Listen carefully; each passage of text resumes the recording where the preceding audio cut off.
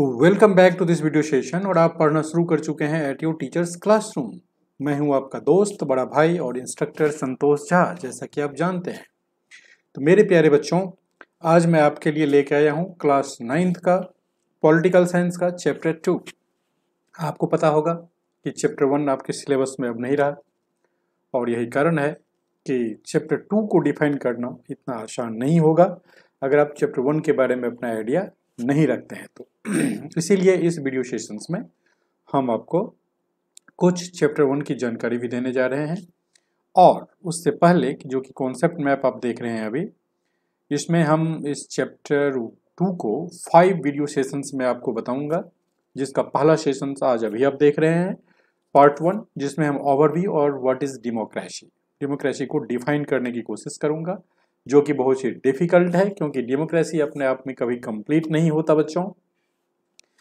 और फिर दूसरा वीडियो सेशन जो होगा उसमें हम आपको फीचर्स ऑफ डेमोक्रेसी और थर्ड में व्हाई डेमोक्रेसी विद आर्गुमेंट्स आपको बताऊंगा। चौथा होगा ब्रॉडर मीनिंग ऑफ डेमोक्रेसी और लास्ट में आप इसका एक ग्लोसरी देखेंगे। ओके, तो आज की सेशंस का जो आपका ऑब्जेक्टिव है बच्चों, in this module we builds on a simple definition of democracy and the aim here is to understand clearly the term democracy based on some debates between the teacher and the students। तो चलिए start करते हैं हम अपना session with overview. Overview में हम कुछ questions के बारे में सोचेंगे इस चैप्टर में बच्चों। जो मेरा पार्ट रिकॉल चैप्टर 1 की हम बात कर रहे हैं, जो कि अब सिलेबस में नहीं रहा। So on the basis of that chapter जो कि हम स्टडी कर चुके हैं और आपको समझा रहे हैं, we have 2 types of government. It was already discussed in the chapter 1, and that was the democratic government and non-democratic government. So on the basis of that, let us now draw some general relations from those stories and ask some more questions in mind. What is democracy? जिसको हम इस session में करेंगे। What are the minimum features of democracy and why democracy with some arguments? And what are the broader idea of democracy and what are its outcome? तो आप ये देख रहे हैं ना कि हमारे पास ये 5 क्वेश्चंस है और हम इसको डिफरेंट वीडियो सेशंस में करेंगे और आपको समझाने की कोशिश करेंगे। ओके बच्चों, हम राइट हैंड साइड में यहाँ पर कुछ पिक्चर स्लाइड कर रहे हैं बॉटम टू टॉप। ये मुशर्रफ साहब हैं जो कि डिक्टेटरशिप फॉलो किए थे पाकिस्तान में, और ये पाइनोशी हैं जो कि चाइल्ड में डिक्टेटरशिप को फॉलो किए थे। और एक आप पिक्चर इसमें देख रहे हैं जो कि डेमोक्रेसी के बारे में बातचीत कर रहा है, और ये बेसिकली एक कार्टून है जो आपको बुक्स में दिया हुआ है। ये देखिए किस प्रकार से डेमोक्रेसी को खड़ा करने की कोशिश कर रहे हैं कंट्री में। तो बच्चों, इस मॉड्यूल्स में हम पढ़ने जा रहे हैं कि how to define democracy. Okay, चलिए स्टार्ट करते हैं कि इसमें आपने इन चैप्टर 1 में कुछ कंटेम्पररी वर्ल्ड में जो डेमोक्रेसी था या डिक्टेटरशिप था उसके बारे में हमने चर्चा की, जैसे कि child, Ghana and Poland, 3 country की हम बात इसमें कर रहे हैं। चाइल्ड में पाइनोसी के आने से पहले, एनओसी के बाद का क्या शासन था। घाना में जो शासक थे जिसका नाम एनक्रूमा था, उनके पीरियड में किस तरीके की शासन चलाई गई। और फिर हम बात करेंगे पोलैंड में कि वहाँ पर जब कम्युनिस्ट रूल को फॉल हुआ तो पोलैंड की क्या स्थिति थी। तो ये चैप्टर 1 का आधार पर कुछ सिमिलरिटीज यहाँ पर लिया गया है कि these 3 nations have what kind of similarities and what kind of differentiate between these governments।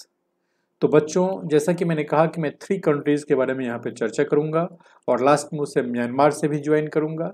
तो उसमें जो सिमिलरिटीज था दोनों गवर्नमेंट में, जो कि चैप्टर 1 में पढ़ना था, वो क्या था। चाइल्ड एंड पोलैंड का सिमिलरिटीज वो आपको पढ़ना है। The people could not choose और चेंज द रूलर्स। आप रूलर को चेंज नहीं कर सकते थे वहां पर, इफ अगर आप उस देश के नागरिक हैं, जनता हैं तो। There was no freedom of expression. जो फ्रीडम ऑफ एक्सप्रेशन आज के डेट में आपको हिंदुस्तान में मिल रहा है, उस वक्त वहां पर वो चीज नहीं था। The people could not form the political association. हमारे यहाँ कोई भी आदमी एक ग्रुप बना करके पॉलिटिकल एसोसिएशंस और ऑर्गेनाइजेशन बना सकते हैं, बट वहां पर ऐसा नहीं था। They cannot organise a peaceful protest भी आप नहीं कर सकते थे, and could not take part in the political actions. तो इस टाइप की सिमिलरिटीज चाइल्ड और पोलैंड दोनों में था। दोनों जगह के लोगों को ये काम नहीं कर सकते थे। उसके बाद बच्चों हम पढ़ते हैं इसके डिफरेंस अमंग दी गवर्नमेंट्स। अगर हम चाइल्ड में एलेंदे के शासन की बात करें तो they preferred government control on big industries and the economy. अगर हम वेलेसा के पोलैंड की बात करें तो Walesa wanted the market to be free of government interferences. और अगर हम बैचलर्स के चाइल्ड की बात करें तो bachelors stand somewhere in the middle of this issues. And so we can say that Allende's child, Welesa's Poland, and Bachelet's childs are different in their approach towards the social and economic matters. Okay, so having gone through all these facts, the similarities and differences among the governments among these three countries, I am going to discuss some of the key facts given in the book, and that was nothing but a debate between the teachers and students. सो बच्चों वो एक बहुत ही important part है और पूरे bird eye view करने पर मुझे पता चला कि इसे नहीं छोड़ना चाहिए। तो आइए ये कन्वर्सेशन बच्चे स्टार्ट करते हैं। There are 4 person in the classroom. One is the madam Lyngdoh madam and there are 3 students, Riwyang, Mary and Yolanda. You can see on the middle of the board what Mary asked the question to the Lyngdoh ma'am. Shouldn't the meaning have come first and then the examples? आपने कई सारा example दिया अभी, Poland का, child का, उसके similarities के बारे में बताया कि किस तरीके का गवर्नमेंट था। तो इस बच्चे के दिमाग में क्वेश्चन है, why are you giving some examples? I have to write some definition in examinations. So ma'am, why not you giving me first definitions? Why are you giving me some example first? What Lyngdoh ma'am replied is very interesting बच्चों। So I can see your point. Madam कह रही है, but that is not how we reason in everyday life. We use words like pen, pencils, rain, or love. Do you wait to have a definition of these words before we use them? No. So come to think of it, beta. And do we have clear definition of these words? It is only by using a word that we understand its meaning. आई समझ में?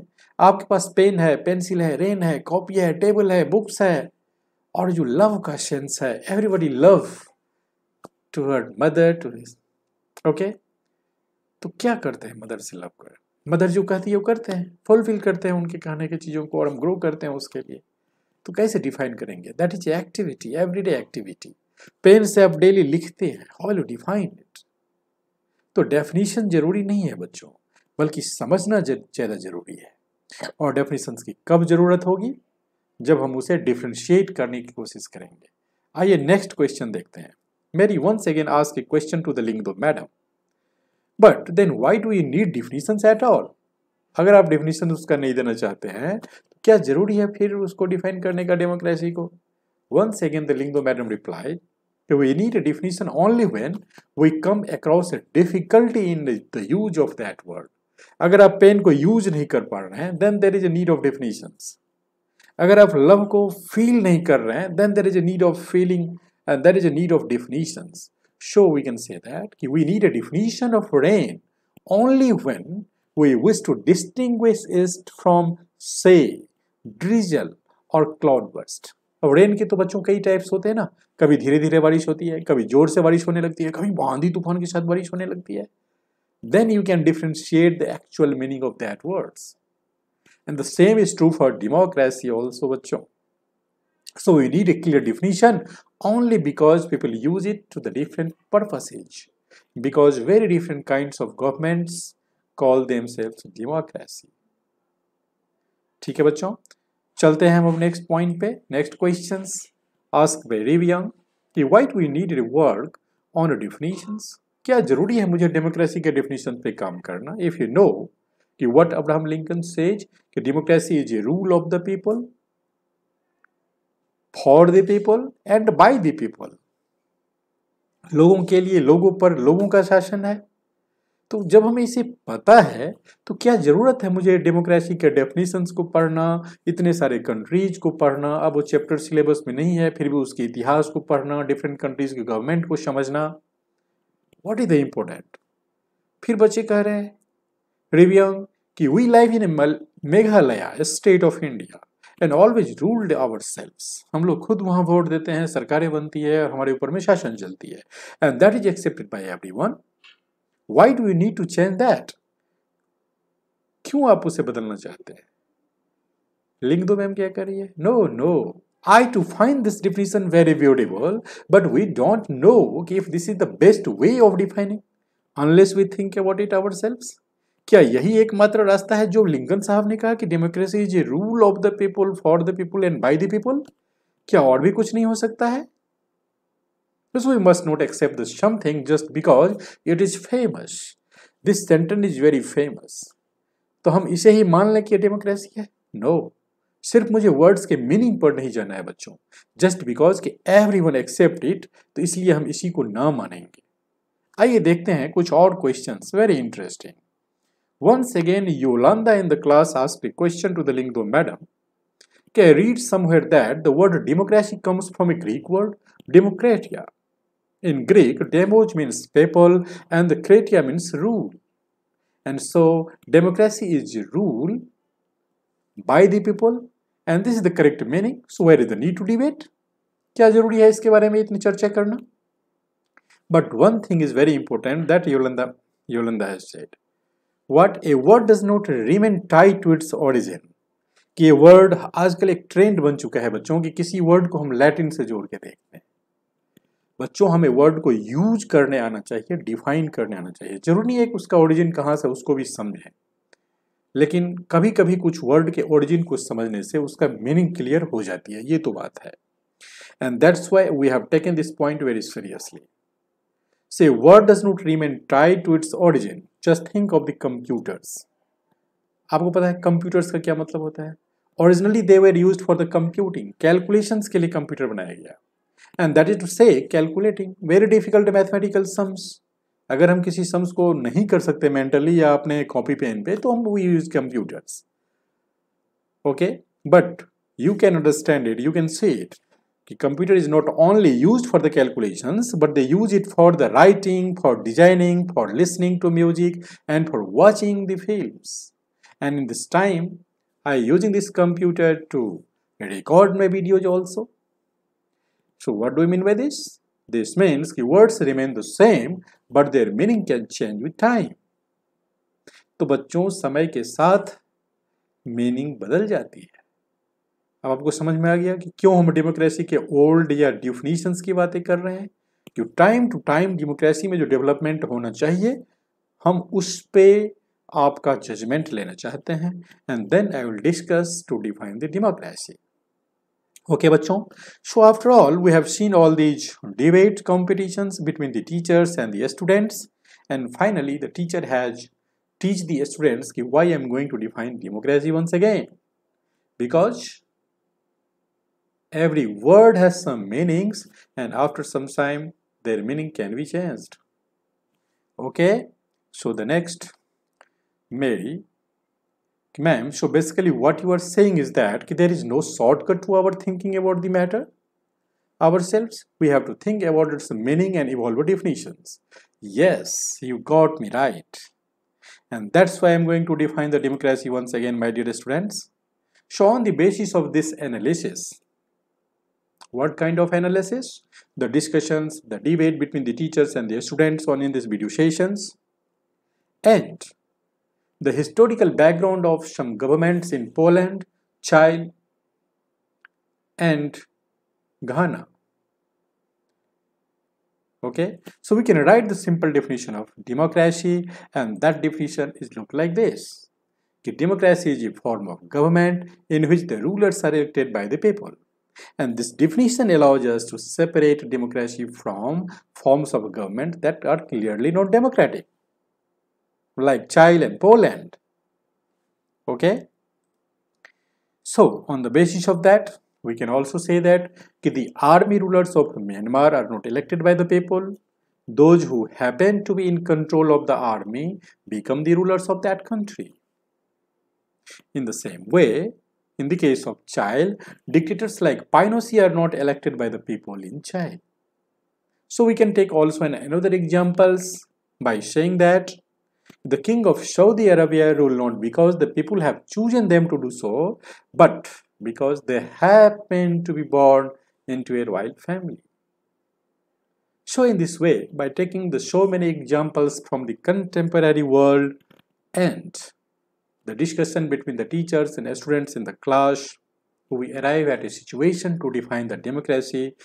Democracy is a form of government in which the rulers are elected by the people.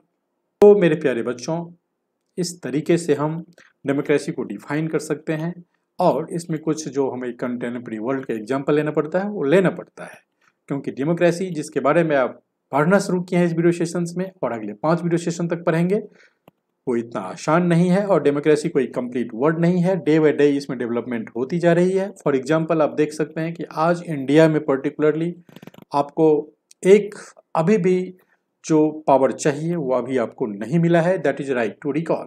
कि अगर आपने किसी को vote दिया और parliament में पहुंच गया इलेक्शन में जाकर के जीत के और आपके लिए काम नहीं किया 5 ईयर्स में, तो between that 5 years you can recall कि आप उसको वापस कीजिए, टर्मिनेट कीजिए उस एमपी को, उस एमएलए को जो आपके लिए काम नहीं किया। सो राइट टू रिकॉल अभी भी आपको नहीं मिला। सो दिस मीन्स कि you are not living in this country in the complete democracy. समझ में आया आपको? इसीलिए डेमोक्रेसी को डिफाइन करना इतना आसान नहीं है। डे बाय डे इसकी सुंदरता बढ़ती जाएगी, डेमोक्रेसी और निखर के सामने आएगा, तब आपको पता चलेगा। जिस दिन आपको राइट टू रिकॉल प्रॉपर्टी मिल गई, राइट मिल गया इंडिया में, फिर देखिएगा कि डेमोक्रेसी क्या होता है। ओके, करप्शन का युग खत्म हो जाएगा बच्चा उस दिन। तो चलिए अनुमति दीजिए इस वीडियो सेशन को खत्म करने का और फिर आपसे मिलते हैं दूसरे वीडियो सेशंस में फीचर्स ऑफ डेमोक्रेसी को लेकर के। तब तक आप इंतजार कीजिए। नमस्कार, जय हिंद।